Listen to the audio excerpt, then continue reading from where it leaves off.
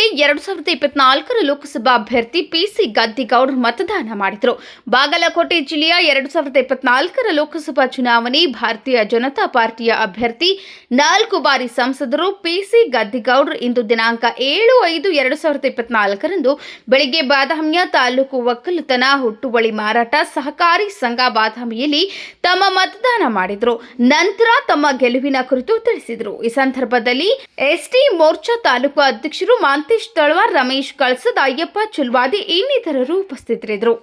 K H Shantagiri, KBN news digital, Badami.